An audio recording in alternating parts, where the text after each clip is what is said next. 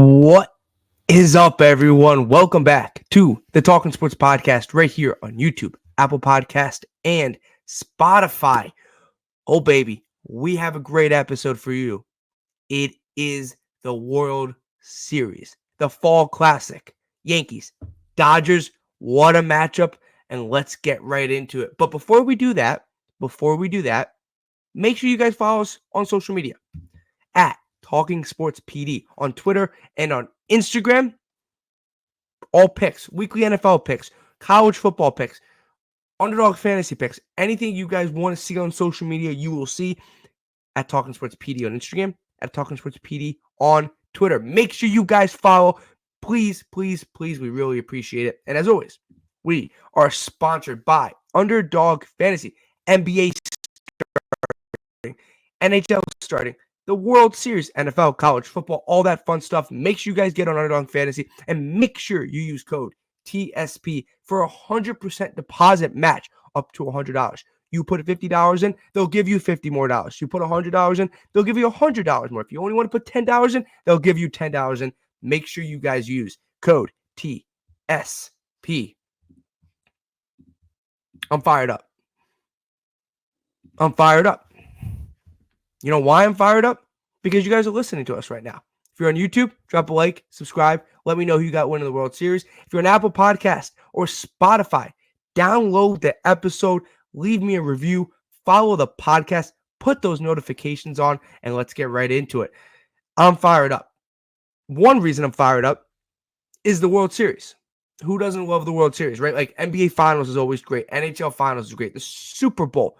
Anytime we're in a final of some sort, if it's college football, if it's the college basketball, it's NFL, even the World Series, it's fun because it's what you work for. And in an MLB season that is 162 games, and in an expanded playoff era where it's the wild card series, the division series, and the championship series, you got to get all through that. Some teams do. Some teams get a bye like the Yankees and the Dodgers. And you do that, and you get to the World Series, and you have a chance to win a World Series. For the Dodgers, the first time a chance to win a World Series since their COVID victory in 2020. For the Yankees, it's their first time a chance to win a World Series since 2009. It's been 15 years since the Yankees have stepped foot and have played a game one in the World Series, and they will do that Friday night at 8:08 p.m. Eastern. Yankees, Dodgers, let's get right into it, right? The two best teams, the one seed from the NL and the one seed from the AL, are in it. The Dodgers defeated the San Diego Padres, and then they defeated the Mets team that everyone counted out, that got to the NLCS, that forced a Game 6. That's who the Dodgers defeated. And on the other side in the American League, the Yankees defeated the Royals in 4 games, and then they defeated the Cleveland Guardians in 5 by man of Juan Soto. The man, the myth, the legend of Juan Soto. And if the Yankees go on to win the series, win the World Series, and I'll let you know who I have winning at the end of this podcast. If the Yankees go on and win this World Series, you're going to look back at that at-bat by Juan Soto and that home run by Juan Soto as one of the greatest hits in Yankees history and one of the greatest hits in baseball history. That is what Juan Soto was on that Saturday night in Cleveland. Okay. Bring in the energy because I'm hyped, right? If you think about it, I was born in 2001. I'm a Yankee fan. I was 8 years old the last time the Yankees were in a World Series and the last time the Yankees won a World Series. I am now 23. We turn 24 at the end of January. This is a little bit different for me. I'm excited. I'm stoked. Let's talk about the Dodgers first, though. The Dodgers. The big bad Dodgers, right? Like, we're talking about two teams over here that spend money, that build super teams. Yankees' nickname is the Evil Empire. The Dodgers build a super team. We're talking about a team with Shohei Ohtani, Freddie Freeman, and Mookie Betts. This team is prized and ready to go. Shohei Ohtani is obviously going to get the headlines, right? A guy that has been tremendous this postseason with runners in scoring position. He's at a clip that doesn't even seem, when you read it, doesn't even seem imaginable, but that is where we're at with Shohei Ohtani with runners in scoring position. That is how good Shohei Ohtani's been with runners in scoring position. Freddie Freeman, he's battling an injury, right? Like, you see that ankle, you see that foot, he's dealing with something there. and Mookie Betts. The postseason struggles from a year ago seem to be in the past. But they have guys like a Tommy Edman or a Pages or Teoscar Hernandez, who, if you're a Mets fan, you're quivering at the name of Tommy Edman because he stepped up in that series. He was electric. Those are the type of guys you need to perform in these situations if you want to win a World Series, and the Dodgers got it. Behind a very shaky rotation, right? Flaherty, Yamamoto, and Walker Buehler is the three guys lined up to start in this series. Game 1, Game 2, Game 3, how I just laid it out for the LA Dodgers. And then they're probably going to a bullpen game. A bullpen that has been good. A bullpen that I mentioned in previous episodes, in previous preview episodes, has been really good.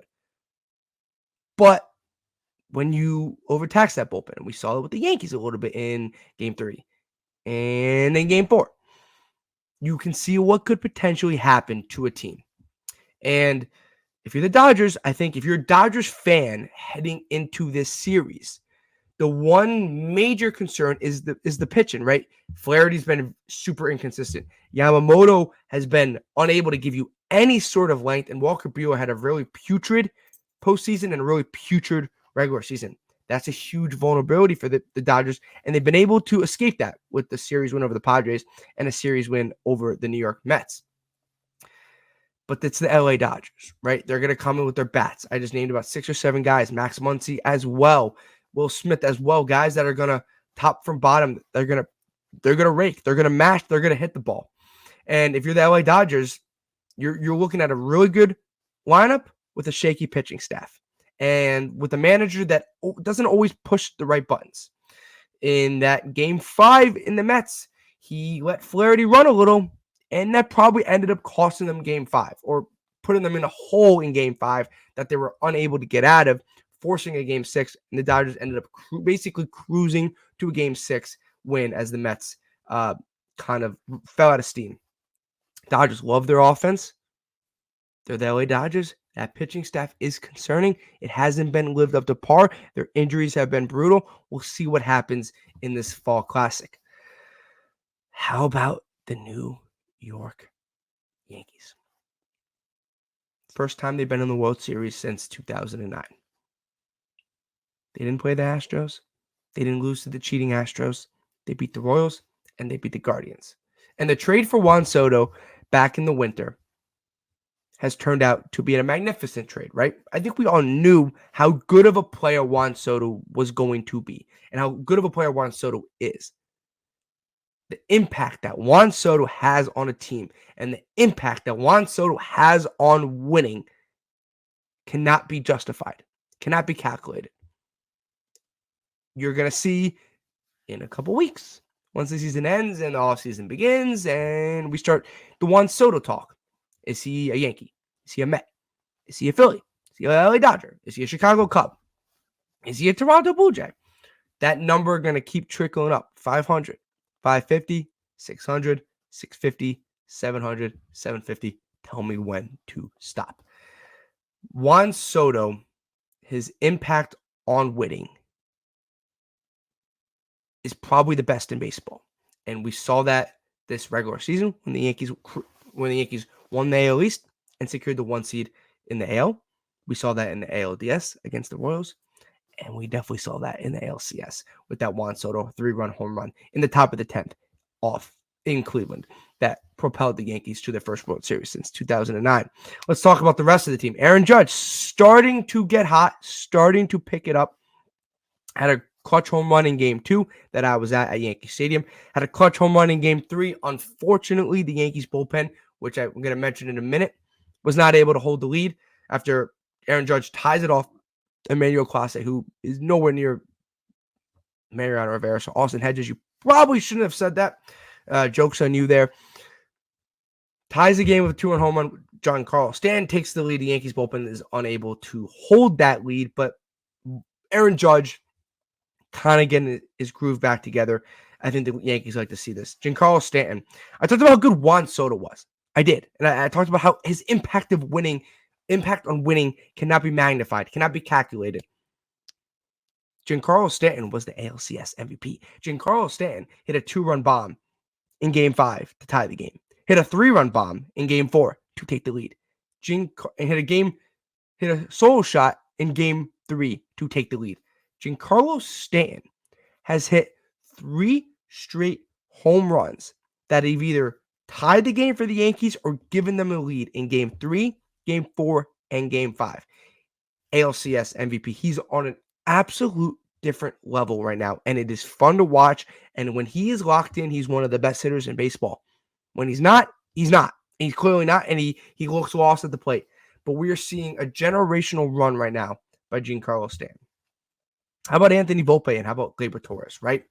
Both guys hitting the ball really well. Gleyber Torres at the top of the order has been an on-base machine, swinging at a lot of first pitches, getting on, setting the table for Juan Soto, Judge, and Stanton, which is what you're supposed to do. And then down the order, you have the likes of Anthony Rizzo, who broke 2 fingers, came back, and looks like the Rizzo from the 2016 World Series of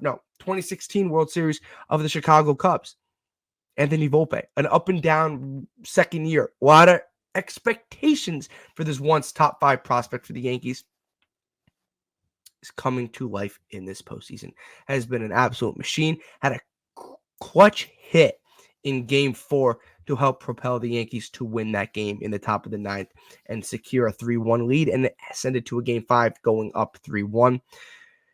A big concern, 2 concerns were for the Yankees lineup. One, Jazz Chisholm and Austin Wells. The Yankees have not been able to really figure out this catching position.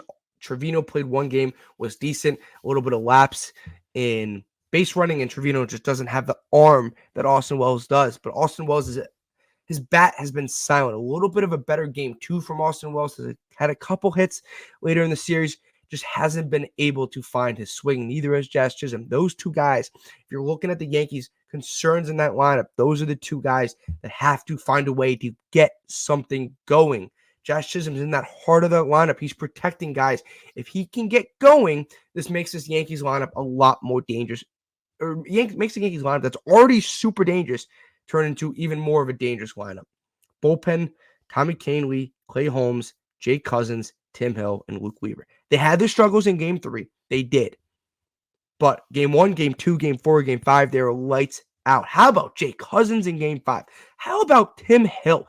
Tim Hill was on the Chicago White Sox with an above 5 ERA, was DFA'd and picked up for the Yankees a couple days later and has a little bit of above a 2.0 ERA during his time with the Yankees. And he's coming in clutch situations. He's getting out clutch batters. He's pitching clutch innings. He's making outs. And Tim Hill went from one of the worst teams in baseball, no, the worst team ever in baseball, to pitching key outs in the ALCS and going to have to pitch key outs in the World Series. The Yankees bullpen, if they can continue their strong play, is a plus.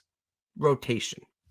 Talked about the Dodgers rotation, right? And the struggles and the up and downs and the lack of depth. Yankees rotation. What Garrett Cole are we going to get? Garrett Cole has looked like Garrett Cole we've seen last year with the Cy Young, and he's also, we have had glimpses of Garrett Cole of, okay, not fully 100%. Garrett Cole missing the spots, struggled in Game 2. Didn't blow it for the Yankees, but definitely struggled in Game 2 of the ALCS. What Garrett Cole we're going to get on Friday night in Game 1, and what Garrett Cole we're going to get later in the series, because the Yankees are going to have to need him to pitch at least more than 1 start. He might end up pitching 3 starts for all we know. Carlos Rodon has had 2 starts of where I thought he's looked good in most of the innings, and then in each of his starts, he's had an inning where he's completely collapsed or given up a couple runs. He's been able to bounce back. I think Rodon needs to give the Yankees a little bit of more length and needs to pitch at least 5 innings, has to somehow find a way to get into that 6th inning, and he hasn't been able to do that. He's kept the Yankees in games. He hasn't completely unraveled in games. He needs to get to at least get into the 6th inning to buy this bullpen a couple more outs. Luis Gil and Clark Schmidt, major X factors here, right? I think Clark Schmidt hasn't given you length, but has pitched well in this postseason.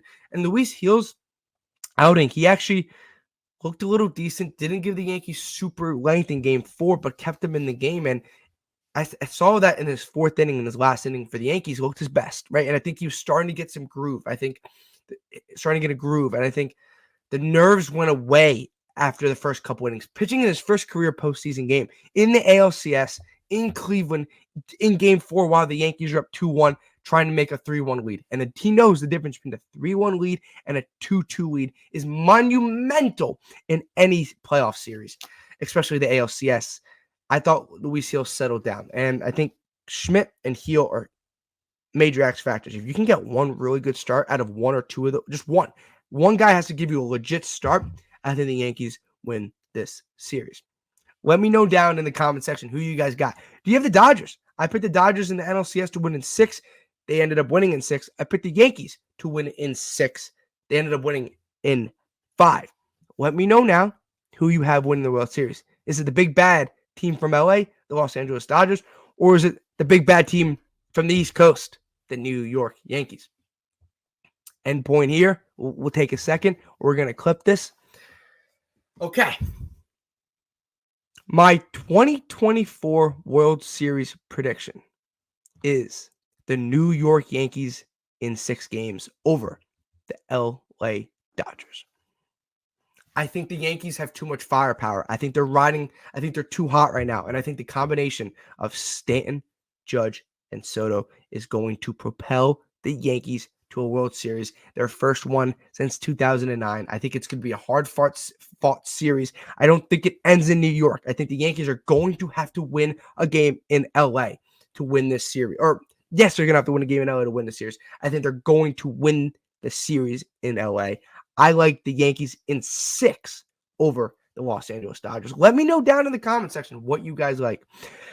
We got some cool things coming your way, right? As always, we are sponsored by Underdog Fantasy. As always, make sure you guys use code TSB and make sure you guys follow us on social media at Talking Sports PD. We might be having another sponsorship coming your way, so stay tuned for that. If you're on the podcast, stay tuned for the podcast for that potential sponsorship, and stay tuned on social media on Instagram and Twitter because you will also see that sponsorship on all those platforms.